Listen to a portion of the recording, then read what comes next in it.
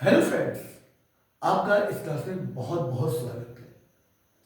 और हम इस क्लास में पढ़ने जा रहे हैं बी ए वर्ड्सवर्थ से रिलेटेड कुछ नए टॉपिक एज ए पॉइंट जिन जो हमारे लिए काफ़ी नए हैं, जिनके बारे में हमको अधिकतर जानकारी नहीं मिल पाती है।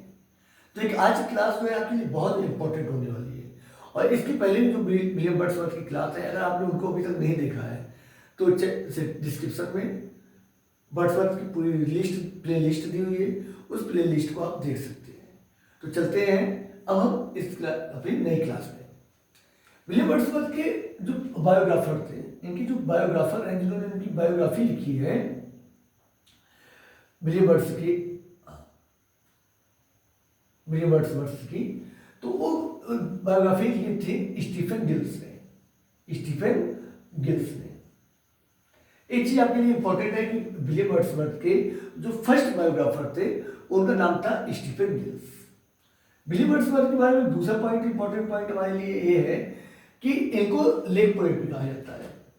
इनको लेक पोएट्स भी कहा जाता है। इनको लेक पोएट्स जो है किसने कहा है, एक चीज बहुत इंपॉर्टेंट चीज है। विलियम वर्ड्सवर्थ को लेक पोएट जो है फ्रांसिस जेफरी ने कहा है। किसने कहा है? फ्रांसिस जेफरी ने।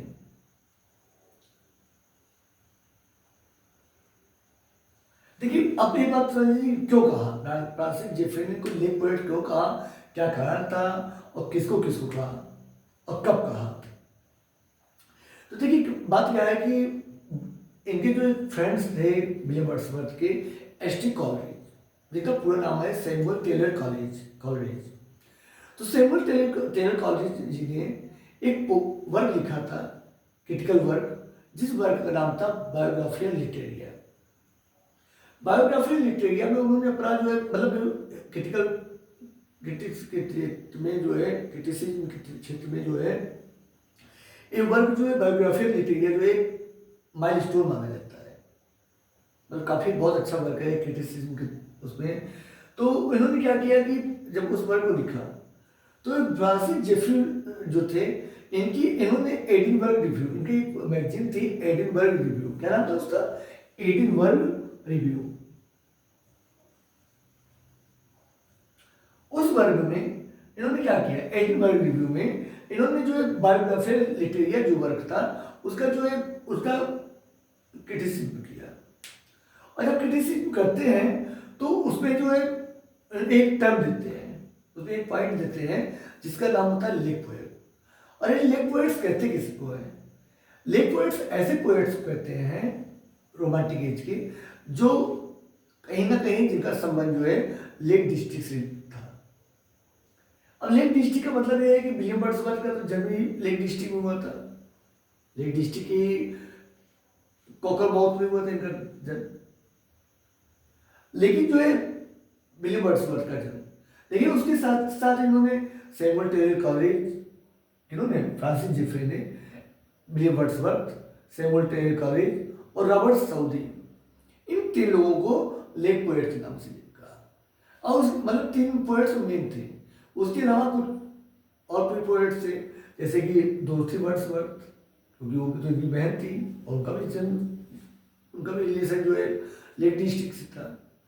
और चार्ल्स लैंग और भी कुछ पोएट्स थे, लेकिन मेन जो पोएट हैं वो लेक डिस्ट्रिक्ट से तीन पोएट का संबंध है, William Wordsworth, S T Coleridge और रॉबर्ट साउदी।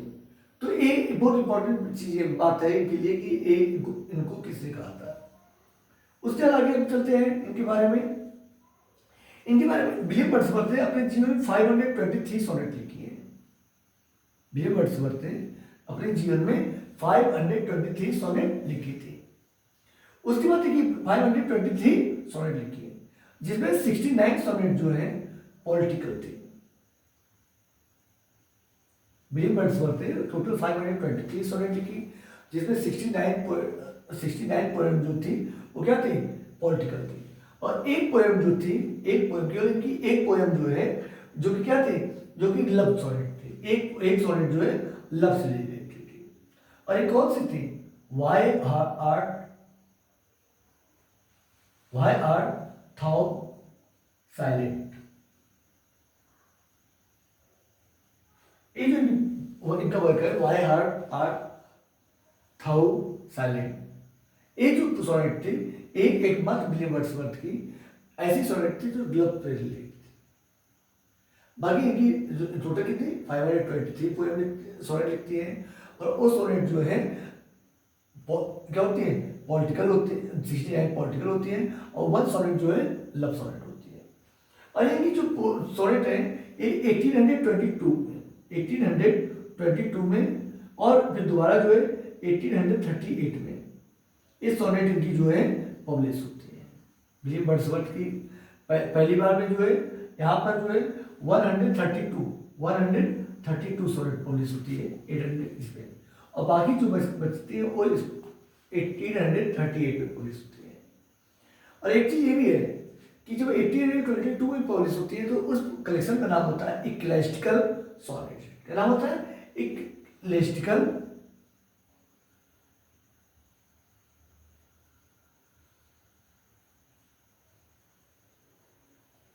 ठीक है। जो 1822 में जो कलेक्शन पब्लिश होता है उसमें 132 होती है, उसका नाम इक्लेस्टिकल सोनेट्स होता है। और बाकी जो पोएम होती है वो इसमें होती है। ठीक है ना। विलियम वर्ड्सवर्थ के लिए ये भी बहुत इंपॉर्टेंट जानकारी है कि 500 टोटल पोएम सोनेट कितनी लिखी है 523 लिखी है, जिसमें 69 पॉलिटिकल है और 1 सोनेट जो है लव सोनेट है। और वो एक बात लव सोनेट कौन से वाई आर थाउ साइलेंट ये भी। उसके बाद अगला एक पॉइंट है कि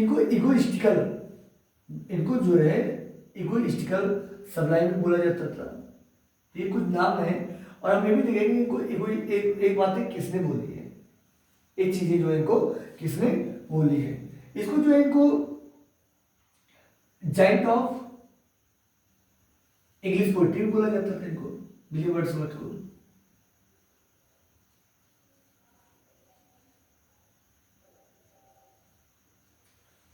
और इसके बाद इनको मोरल न्यूज भी बोला जाता था,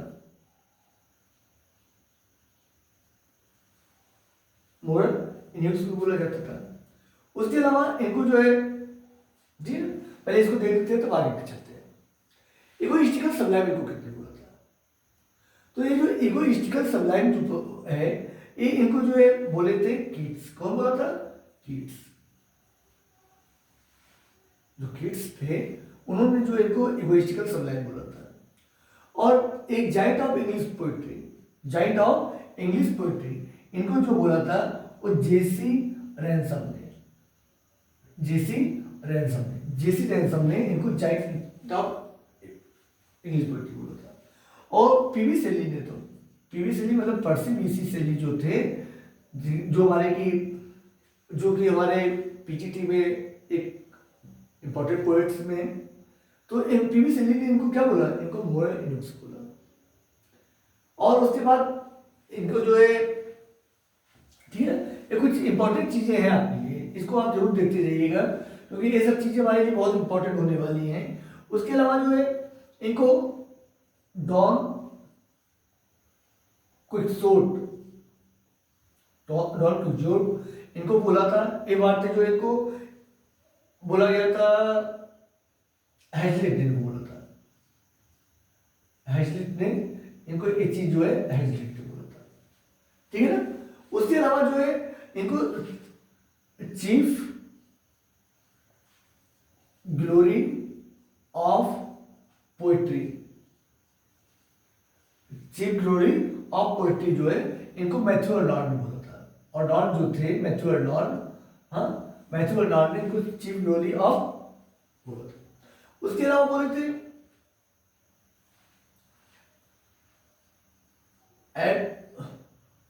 एब्सोल्युटली विदाउट ह्यूमर। ये बात इनको लॉन्ग नहीं बोली थी। ठीक है लॉन्ग नहीं बोली थी। ऐसी कुछ चीजें हैं ये इंपॉर्टेंट चीजें हैं के लिए कि लेक पोएट्स इनको कहा जाता था। वो इनको फ्रांसिस जेफरी ने कहा था lake poet. Egoistical sublime John Keats ने बोला है इनको। Giants of English poetry J C Ransom ने बोला है। Moral news Percy B C Shelley ने कहा है। डॉन क्विक्सोट हाइजेक ने बोला है chief glory of sorry chief glory of poetry, इनको मैथ्यू अडाल्ट ने कहा है। एब्सोल्युटली विदाउट ह्यूमर, एक चीज जो इनको किसने बोला है, एक बार इन्होंने इनको बोला है राहुल ने। अगली कुछ इंपॉर्टेंट के बारे में जानकारी हमारे है कि इनके बारे में पैरोडी ऑफ बर्थवर्थ, पैरोडी ऑफ ये वर्क जो है, ये जो वर्क इनके बारे में है, ये वर्क इनके बारे में लिखा था जेके स्टीफन ने, जेके स्टीफन ने इनके बारे में ये वर्क जो है जेके स्टीफन ने लिखा था। देखिए काफी सारे की पॉइंट है आपके लिए, इनको जो है आप अगर नोट करे जाएंगे तो ये आपके लिए बहुत इंपॉर्टेंट होने वाले हैं। पैरोडी ऑफ वर्ड्सवर्थ, ये पॉइंट जो है जेके स्टीफन ने इनके लिए लिखा था। आगे अब चलते हैं। प्रील्यूड जो है, जो प्रील्यूड एक वर्क है, प्रील्यूड क्या नाम है इसका, प्रील्यूड। तो प्रील्यूड जो वर्क है, प्रील्यूड को द पोएम टू कॉलेज भी कहा जाता है, द पोएम टू कॉलेज।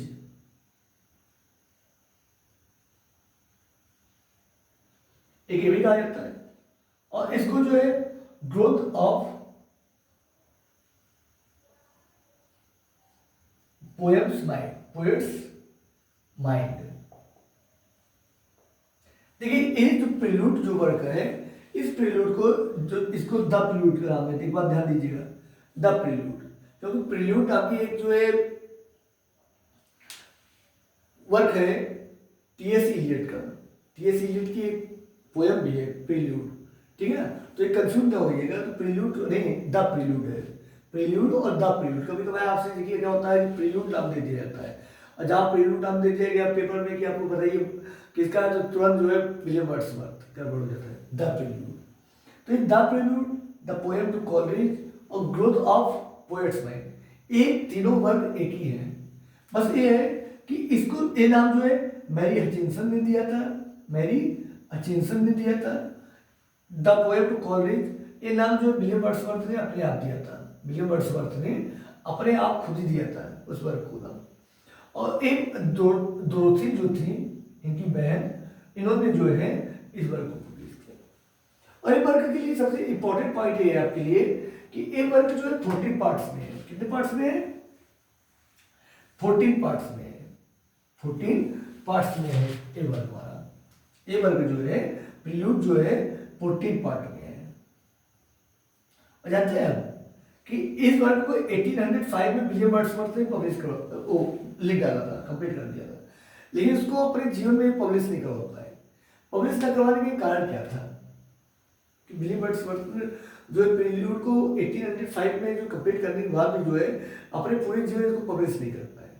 तो पब्लिश न करवाने का कारण क्या था कि विलियम वर्ड्सवर्थ के दिमाग में जो है एक ऐसी योजना चल रही थी कि हम क्या करें, एक ऐसा वर्क बनाएं जो क्या हो, जो कि जैसे पैराडाइज लॉस्ट वगैरह है, पैराडाइज लॉस्ट है, उसकी तरह एक बहुत बड़ा काम पैराडाइज लॉस्ट की तरह बहुत बड़ा वर्क हो, ठीक है। और उस वर्क को पूरा करने के लिए इन्होंने 3 अपने बनाए थे, 3 चीज बनाए थे, 3 ग्रुप बनाए थे। पहला इसका था, पहला था प्रील्यूड, द प्रील्यूड। दूसरा था द एक्सक्लूशन, क्या था? एक्सक्लूशन। और तीसरा है द रिक्ल्यूज।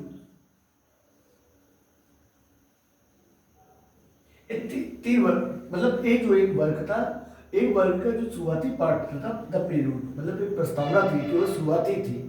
दूसरा वर्क इसका दूसरा पार्ट तो एक्सक्लूशन था और तीसरा रिक्ल्यूज था, द रिक्ल्यूज। तो ये वर्क जो है इनके जीवन में कभी पब्लिश नहीं हो पाया, क्योंकि इसको जो है इन्होंने कभी अपने जीवन में कंप्लीट नहीं करा पाए, इसको इन्होंने अपने जीवन में पूरा कंप्लीट नहीं कर पाए थे। तो जब विलियम वर्ड्सवर्थ की मृत्यु हो जाती है तो क्या होता है कि ये वर्क तो 1818 में पब्लिश हो जाता है 9 पार्ट में। इसमें कितने पार्ट थे? इसमें 9 पार्ट थे।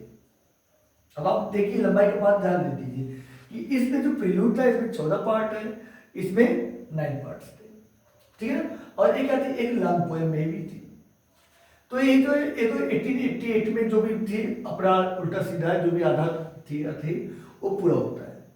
इसको विलियम, इनकी जब इनकी मृत्यु हो जाती है विलियम वर्ड्सवर्थ की, तो उसको इनकी मृत्यु जो है 23 अप्रैल 1850 में होती है, 23 अप्रैल 1850 में। तो इनकी मृत्यु के बाद अप्रैल के 3 महीने बाद मतलब जून 1850 में इनकी वाइफ मैरी हचिंसन ने इस वर्क को पब्लिश करवा दिया, इस वर्क को पब्लिश करवा दिया। और ये वर्क किसमें पब्लिश होता है? ये वर्क पब्लिश होता है लंदन मैगजीन में, लंदन मैगजीन में।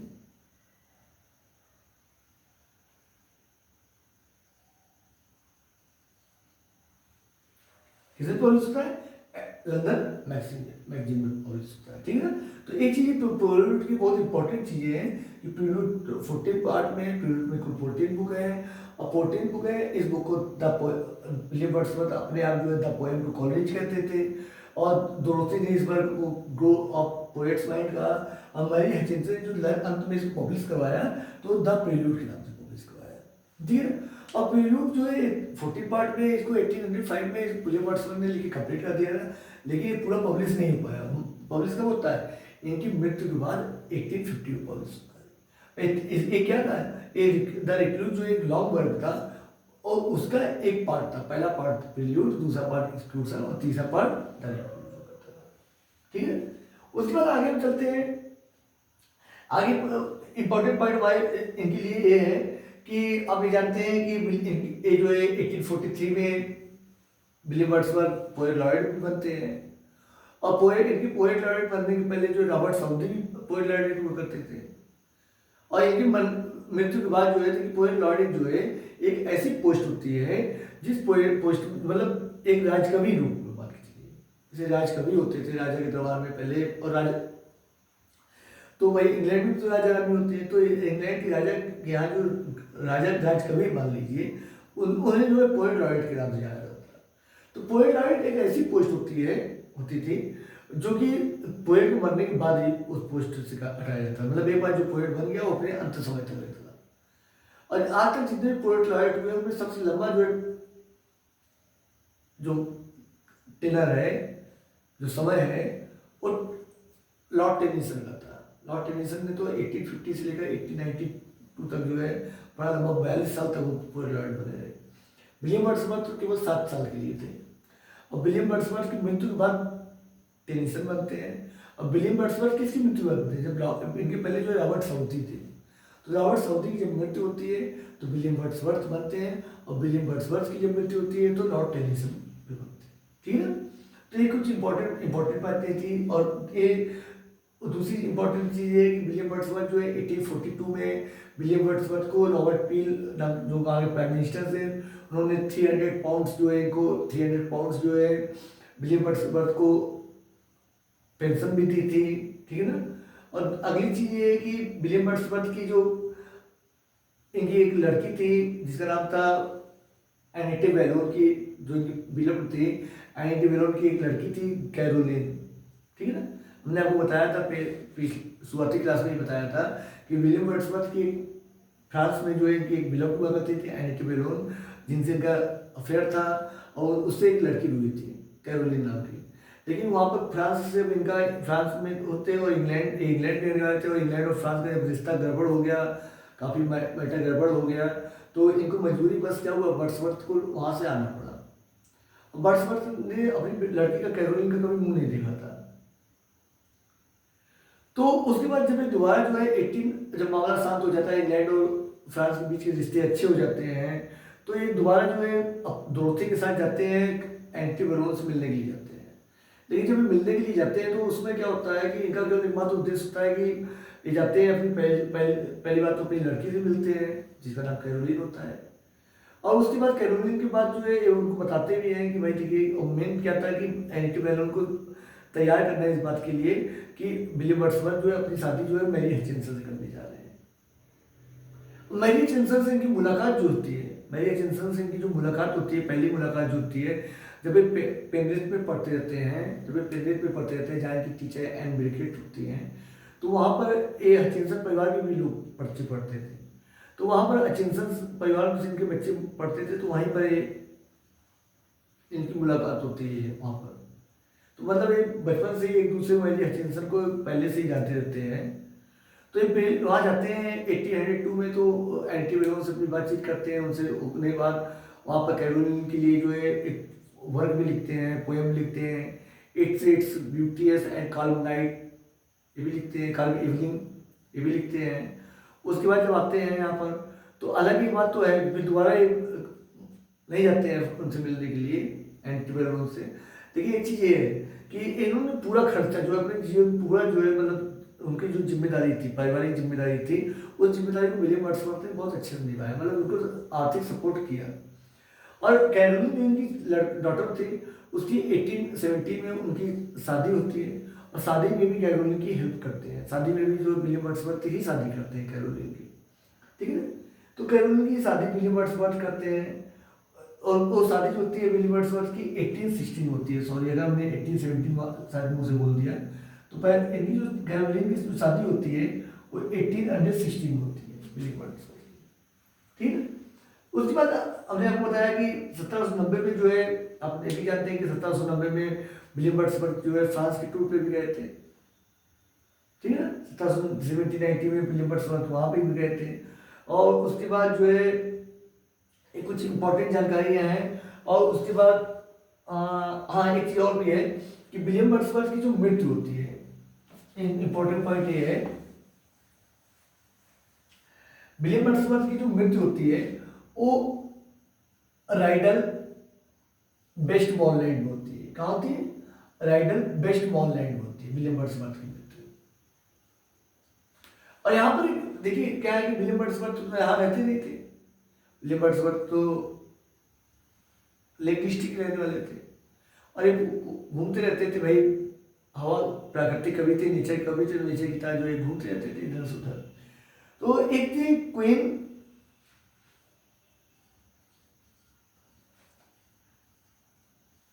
एक तो नाम ऐसे होता है कि इनका नाम भी जो है पढ़ना भी कम एक आसान काम नहीं होता है। एक क्वीन थी एडलेड, इन्होंने विलियम वर्ड्सवर्थ को राइडल वेस्टमॉरलैंड में रहने के लिए बुलाया था। तो ये 1840 में विलियम वर्ड्सवर्थ जो है यहाँ पर राइडल वेस्टमॉरलैंड में जाकर शिफ्ट हो जाते हैं। और उसमें विलियम इनकी उम्र होती है 70 साल की। कितनी साल की उम्र होती है? 70 साल की उम्र होती है। 70 ईयर की उम्र में ये जाकर यहाँ पर शिफ्ट हो जाते हैं।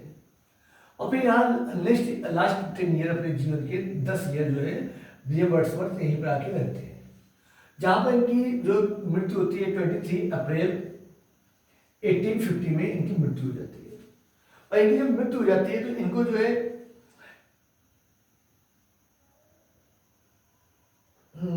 सेंट ओसवार्ड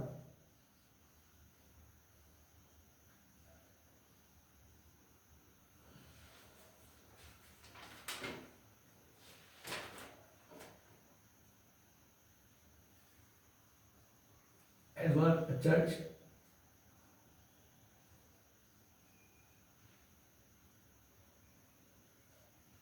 हाँ यहाँ पर इनको दफनाया जाता है, ठीक है।